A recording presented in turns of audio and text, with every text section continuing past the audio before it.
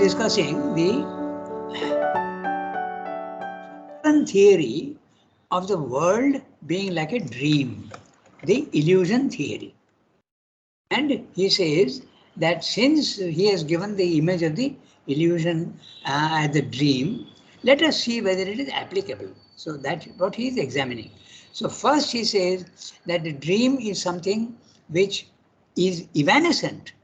That means the moment you get up, the dream is gone.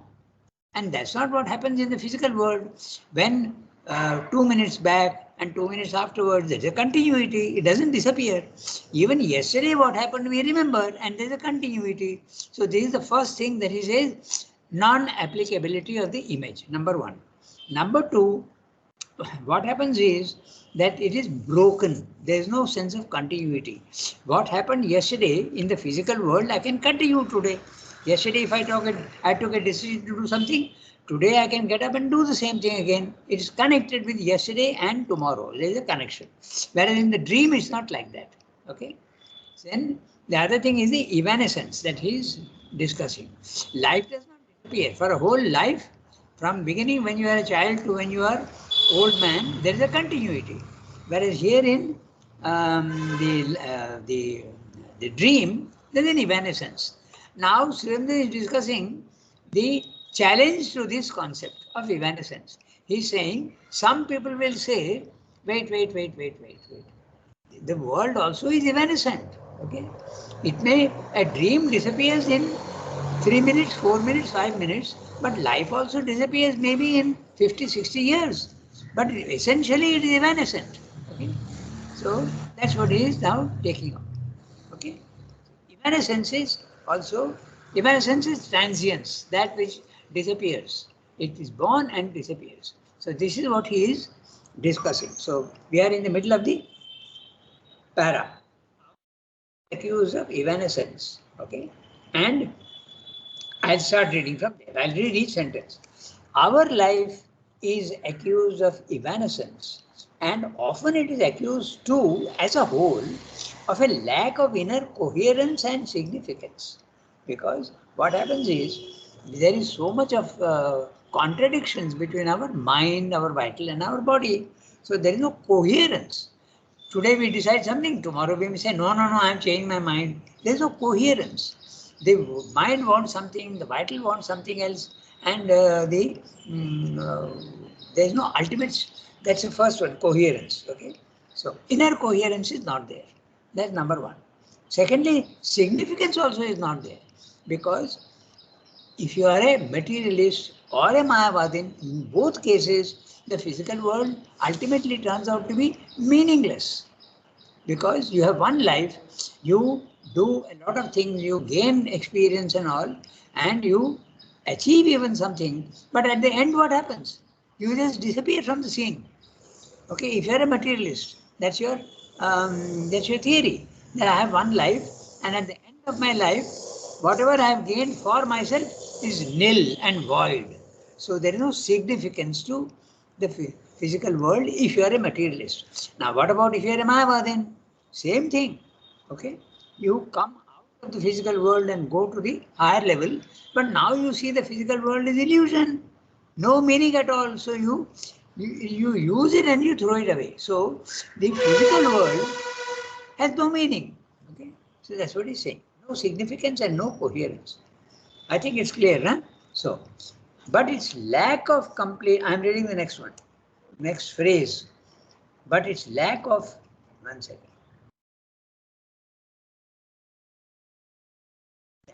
But its lack of complete significance may be due. Now he is answering the challenge. Okay, this is his style. He takes up, he says something, then he says the opposite, he challenges himself, and then he answers the challenge.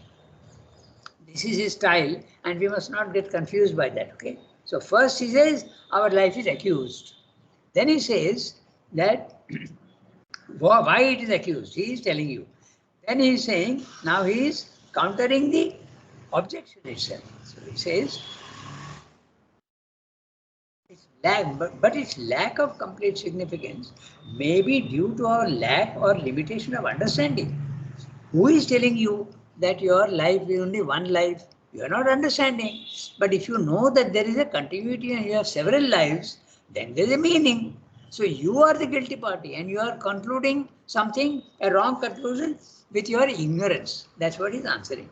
So a theory, the challenge to the theory, and now the explanation of how the challenge itself is wrong. Okay, so that is what he's saying. It's very interesting. If you look carefully, Srimato's language is very complex and the logic is there. You have to follow step by step very patiently. Okay. So, lack of complete significance may be due to our lack of or limitation of understanding. Then he's saying, actually, when we go within and begin to see it from within, it assumes a complete connected significance. Even in one life, what has happened yesterday, it has got a lot of effect in the physical world today. And what I am doing today, it will be applicable tomorrow. The law of karma is very real. There is a connectivity and there is a meaning and there is a sequence. It is not that it is sequenceless and incoherent. It is very, very coherent. You are not seeing the coherence because you are ignorant. That's what he's saying. But if you see the superficial aspect, yes, the world becomes absolutely incoherent and meaningless. I gave you one example now. Suppose you have a child, a 10-year-old child, and for 10 years he is developing beautifully, he is going, and you are so happy with your child, suddenly he gets run over by a truck. Actually, it happened, na? I gave you one example. So you feel, what is this point? Why was he allowed for these 10 years to develop so well, and suddenly you snatch him away and say, enough is enough? This is not understandable. We can't, it's incomprehensible. So that's what he's saying, the incoherence. But now he's saying, if you go deep into yourself, you will see that even his disappearance after 10 years, your child's, there is a meaning. You don't see the meaning and therefore you say it is incoherent and meaningless and insignificant. Okay? It assumes a complete connectedness if you go within. At the same time, whatever lack of inner coherence was felt before disappears, and we see that it was due to the incoherence of our own inner seeing and knowledge and was not at all a character of life. Okay? So, when you go, there is actually this is what happens also very often. Okay? How did all of us come to the ashram? It is all destined, but we don't see the sequence of events leading us to this. Okay. Mother tells in one of the classes, she says very clearly, don't think that you have come here by chance. Okay, it's all predestined. You have come here because there is a meaning and a connectedness. But we don't see that when we are in the outer nature. So, there is no surface incoherence in life. It rather appears to our minds as a chain of firm sequences. That leads to another. It is a firm sequence. Law of karma is absolutely real. You don't see it because you are ignorant. Okay? And if that is a mental delusion, as is sometimes alleged, okay, even your thoughts are all illusions. If the sequence is created by our minds and does not actually exist in life, that does not remove the difference of the two states of consciousness. The two states of consciousness, sleep and consciousness. There is a sequence. So, applicability of the dream image is not so valid. That's what he's saying. So, there is no surface incoherence. We read that just now. It rather appears to our mind as a chain of firm sequences. And if that's a mental delusion, as is sometimes alleged, okay, as is sometimes alleged, if the sequence is created by our minds and does not actually exist in the world, that does not remove the difference of the two states of consciousness. This is the Buddhistic theory, and also that what you are seeing is not the physical world, but you are seeing something, an image in your mind. Okay, so your mind is creating all this sequence, but actually there is no sequence. That is it. So, to every counter argument, and to every counter argument, there can again be another argument. That's what is happening now. Here is what he's saying. Then he says, for in dream, the coherence given by an observing inner consciousness, not the outer one. Okay? For in dream, the coherence given by an observing inner consciousness is absent. Okay? And whatever sense of sequence is there is, I'll read that again. For in dream, the coherence given by the observing inner consciousness is absent. Where is it absent? In the surface consciousness. When you go inside, you see the coherence. But when you are outside, you don't see the coherence that really exists. Okay, that's what he's saying. And whatever sense of sequence there is, seems to be due to a vague and false imitation. Now,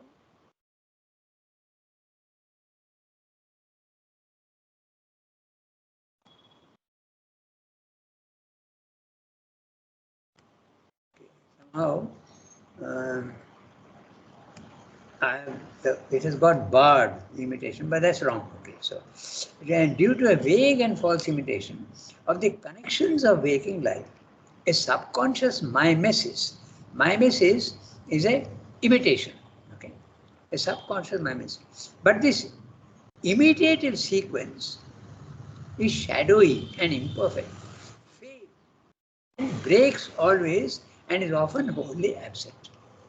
We see too that the dream consciousness seems to be wholly devoid of that control. This is the other argument which Surendra is giving to see that it does not, the dream analogy is not valid. This is another argument he is giving. We see too that the dream consciousness seems to be wholly devoid of that control which the waking consciousness exercises to a certain extent over life circumstances. We seem that in a waking consciousness, I can control things. I have a freedom. But that freedom is not there in the dream. That's what he's saying. It happens. It just happens, you see. And again, there can be arguments against, because many children tell me that they can continue their dream. Okay? They suddenly wake up in the middle of the dream, they go back to sleep and continue the dream. I don't know if it is true, but that's what some children tell me. So it's interesting. That also can be challenged. So we see too that the dream consciousness seems to be wholly devoid of control, which the waking consciousness exercises to a certain extent, okay, over life circumstances. It has the nature automatism of a subconscient construction, and nothing of the conscious will and organizing force of the evolved mind of the human being. What control you have is actually not at all a control. That's what Surendra is pointing out. I read that sentence again. It has. What has? The coherence in the control of our life. Okay? We seem to control our own life. I have a choice. I can go there or I can not go there. Okay? I can attend a meeting or I need not attend a meeting. This is true or not, he is examining. It has a nature automatism. So nature is automatically guiding you. You are not guiding yourself. Look at the word carefully. Nature automatism. Nature with an N cap, universal nature is doing whatever you think you are doing, but it is an automatic reaction. Just like the nature is making the tree grow automatically. There is no will of the tree. Okay. So nature automatism. In other words, nature is manipulating your body, mind, life without your will. You feel that you have a will because of your ego, but that's wrong. Okay? And what is that? A subconscious construction, and nothing of the will and organizing power of the evolved mind of the human being. The evolved mind of the human being is one who is in control of himself. That is not there when you are in the outer surface consciousness. That's what he's pointing out. Okay? Very clear. Conscious will and organizing force. When do you have that? You have it when you are an evolved being. You are evolved mind of the human being. But you don't have that. You feel that you have that freedom and conscious will. But it's an illusion. Okay? Again, another argument. The evanescence of a dream is radical, and one dream has no connection with another. But the evanescence of the waking life is full of details. There is a connectedness. There is no evidence of evanescence in the connected totality of world experience. Okay? There is no evidence of evanescence in the connected totality of world experience. What has happened? They attacked us in 1962, but that has not vanished. We know and we have benefited from that. So that's what Sridhar is pointing out. There is no evidence of evanescence in the connected totality of world experience. Whatever has happened in the past, history records it, and there is a continuous connectedness. That's what he's saying. There is no evidence of evanescence. History is a proof of that. Of course, you can challenge that and say, but we have forgotten so many events. But that is not history. History is that which is recorded. Okay? So there you see very clearly a connectedness. So, but the law of karma also operates there even in history. What the European powers did, I am giving you examples. When the European power did by colonizing for 200 years, they did that. Now they are bearing the consequences of that. Okay, and the consequence is very interesting. What's happening? Okay, just us for 200, 250, 300 years. Now what's happening? The Prime Minister of Britain is likely to be an Indian. Imagine the fun. Okay, the law of karma is operating. Even if he does not, he has risen to the highest level. So, in America also, this is what is happening. Okay, of course, America was not participating so much in the colonization, but they did something even worse. They took the slave, they took human beings and made them work like machines on their slavery. That's even worse than colonization, you can say, in a certain sense. So they are paying the price for it now. So there is a connectedness. That's what Sridhar is saying. Our bodies perish, but our souls proceed from birth to birth through the ages. This we see when we go into ourselves and we are an evolved mind of a human being. Then only you see this. Stars and planets may disappear after a lapse of eons or of many life cycles, but universe, cosmic existence may well be permanent, as it is certainly a continuous activity. There is nothing to infinite energy which creates it has an end or a beginning, either of itself or of its action. In other words, definitely in the physical world, there is a continuity, and that continuity is permanent. There is no evanescence at all in the physical world. That's what he's saying. You may challenge it of evanescence, but it is not true when you look at it from all these angles. So, but universe, the forms in the universe are transitory, but not the universe itself. The universe, cosmic existence, may well be a permanent, as it is certainly a continuous activity. There is nothing to prove that the infinite energy, Shakti, universal nature, which creates an end or a beginning, either of itself or of its action. Let's see that. Interesting. Shakti is permanent. You don't see that here, and its action also is permanent. Okay. So, it creates, disappears, but its action is constant. Okay. So that's what he's saying. You may say, wait, its action is the Himalayas, but one day they'll disappear. Yeah, that's okay, but the action can create another mountain somewhere else. The action can be permanent. The effects of the action may disappear. So many arguments and very subtle arguments, you have to think about that. So, too great a disparateness between dream life and waking life to make the analogy. In a very, very superficial way, you can say that the dream image of Shankara is valid. But if you go deep into itself and see, there is too disparate. The image is not really valid. That's what Sridhar is saying. From the highest level, you see that the physical world is not real. Therefore, the dream analogy is not real. And even in the dream, he is going to discuss many other things now. Okay, so we have 15 minutes more, little less than 15. Next one, he is examining one by one the Shankaran theory. So the conclusion is that dream analogy is not really valid. And the dream analogy, there are three things which say that it is not valid. One is the dream is evanescent, dream is unconnected, and dream has no significance. All the three ideas are wrong in the physical world. There is a connectedness, there is no evanescence, and there is also a significance to that. Okay? So the dream analogy is not applicable. But that doesn't mean that Shankara is wrong. Okay? So his analogy is not really applicable. In a very loose sense, it is real. Okay? But it is applicable, but not in a detailed sense. I go to the next sentence. Oh no, one of you has to read the next sentence. Sorry, para. So, who will read? Anyone? I want to know if Gitanjali is there, and her name is there on the screen.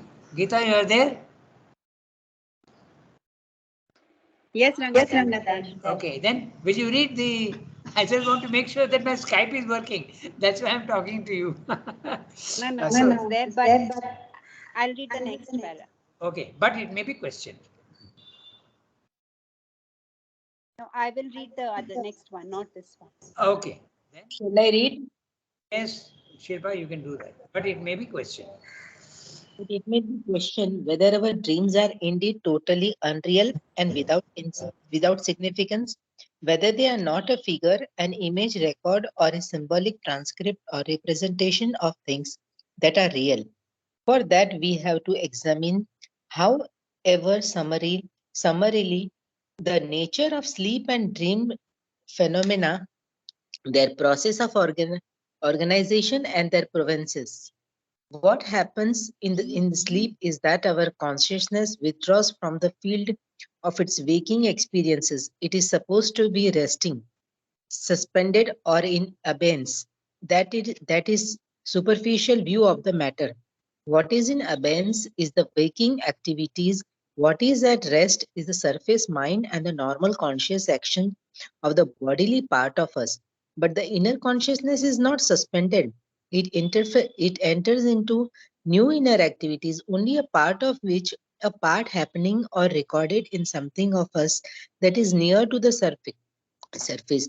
We remember there is maintained in sleep, thus near the surface, an obscure subconscious element which is respectacle or passage for our dream experiences, and itself also a dream builder. But behind it is the depth and mass of subminal, the totality of our concealed inner being and consciousness, which is of quite another order.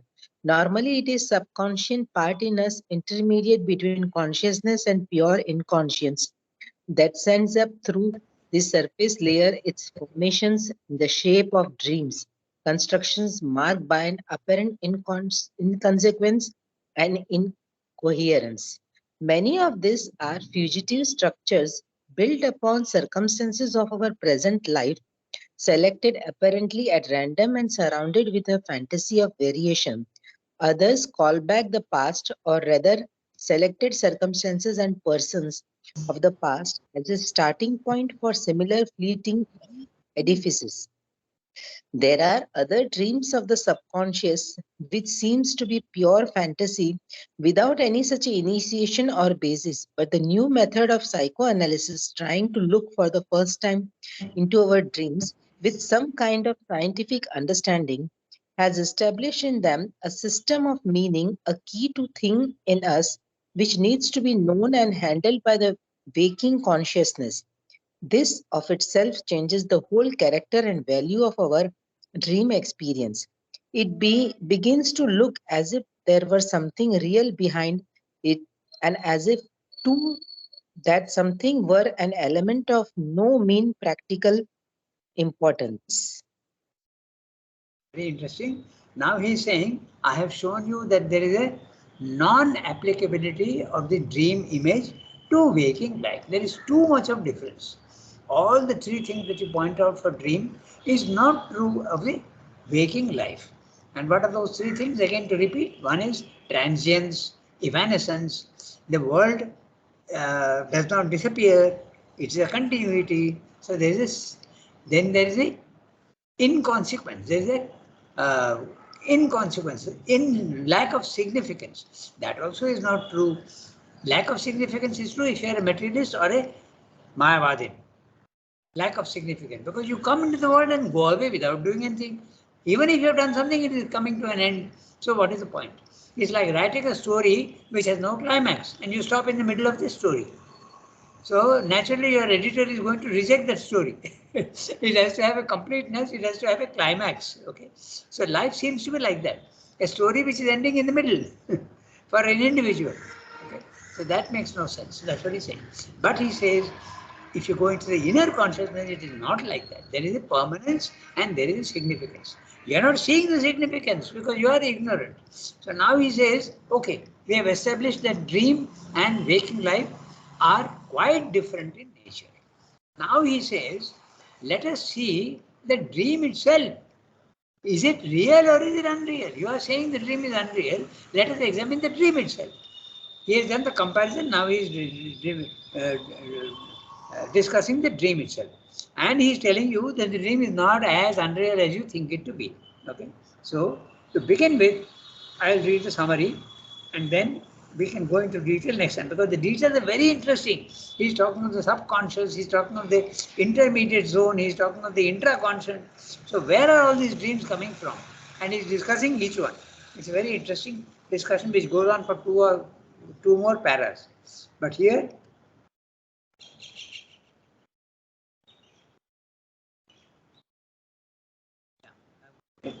and I am reading to you the summary, okay? Another question arises against the supposition in the analogy that dreams are unreal and without significance. So let us look at the dreams and see whether they're really unreal. Okay? That's another thing that we have to look at. Could dreams not be figures, image records, symbolic transcripts, representations of realities? That's what he is questioning, and he will look at that. Let us then examine the nature of sleep and dreams briefly. From where do dreams originate? From where do they come? Okay. What happens in sleep is that the surface waking consciousness retires into the inner being, leaving the surface passive. Now, this is what, if you are living on your ground floor, you are at the sitting room in front, and visitors come and see you, but now you are going into your inner chambers and you are absent in the front room. So it's exactly like that. Your consciousness in the front room, in your body, mind, life, retires and goes deep into yourself. It's gone into the inner chambers. Okay. So what happens in sleep is that the surface waking consciousness retires into the inner being, leaving the surface passive. Okay. There's no energy there. The consciousness enters the subliminal and sends its data through the subconscious, which is a layer between the surface waking consciousness and the inconscient itself. It's a dream builder.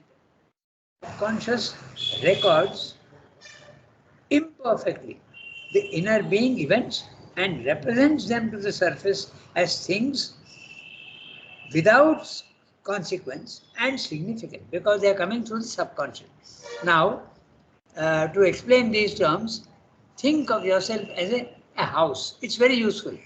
Think of yourself as a house. You have a plot and you have built a house there. Okay, and you have a front room, you have inner rooms, you have first floor, second floor, third floor, fourth floor, you have a cellar, and you even have the foundation. So this subconscious is the cellar. All sorts of things which you don't need. Okay, old cycles, old things which you don't want, you put them there. You don't want to get rid of them, but you put them there for disposal later on. The subconscious, the inconscient is your foundation. That's your foundation. Your inner rooms are what he calls the subliminal or the intraconscious. Okay? And there is something above you which is called the superconscious. And all around you, okay, in the physical world, that which is around you is your circumconscious. The circumconscious, you can say also, is the aura around yourself. very small aura, but usually it's about 1 centimeter, 1.5 centimeter. It differs from person to person. 1.5 centimeters all around your body. Okay, it's the aura, which can actually now be photographed also. Everything living has got an aura. Okay, but don't see it, but it is there. This is what you really are. You are the universe in miniature. So where do dreams come from? He's saying they can come from the subconscious, they can come from the intraconscious, but when they come from the intraconscious, they enter the subconscious and present themselves to us as something without consequence and without any significance. That's what he's saying. Okay? So the subconscious records imperfectly the inner being events. Inner being events, they are real, and presents them to the surface as things without consequence and without significance. Many refer to present day events and some to the past. Some dreams seem to be pure fantasy. Okay? Some dreams can be absolutely, I don't know if you have experience, but fantasy. You see yourself flying, that's very common. Many people dreams, I am flying. Okay? Or I have had dreams where I'm seeing animals are talking. So that is pure fantasy. In the physical world, it is fantasy. But all of them have got meaning and substance. So you have to uncover the meaning. It's very interesting. So fantasy. Or um, um, you can see something as living and not living also. That also is possible. Okay. I had a very interesting dream once where I'm seeing, and there is nothing secret about this. That's what I'm telling you. I'm looking from one angle and I'm seeing that it's a tree or a living plant.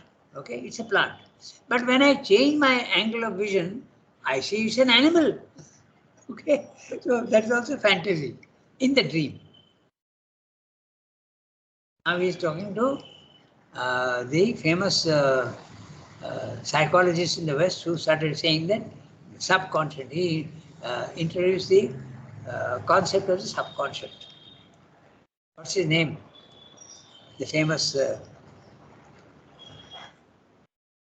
is the one who introduced Freud, Sigmund Freud. Okay, and they think it's a fantastic discovery. For them, it's a fantastic discovery. But in India, we knew all these things long ago. So even Freud is saying, scientific mind, that the dreams are indicative of truths. So, and that's a huge discovery for them. Okay. But modern psychology, he is referring to Sigmund Freud, in the West, seems to find some meaning in dreams and considers that dreams contain keys to the hidden behavior and nature of the dreamer. But you must remember one thing, Sigmund Freud reduced everything to the sex impulse, okay, which is absolutely an exaggeration. It is not at all true. It's only one element in the human nature. So to reduce everything to that is too much of a fantasy and an unreal. It's not real at all. But he did that, and he was interpreting everything in terms of that. But that's not true. Modern psychology in the West seems to have found meaning in dreams and considers that dreams contain keys to the hidden behavior and nature of the dreamer. That changes entirely the normal ideas of dreams as unreal and fantasies. Seem to have meaning and significance. That's what is the summary of what he's saying here. Okay, so we have, it is 37, that means we have crossed our time. So we stop here and we'll discuss it next time. So Suki, on chat, note down, okay, this paragraph beginning with maybe question.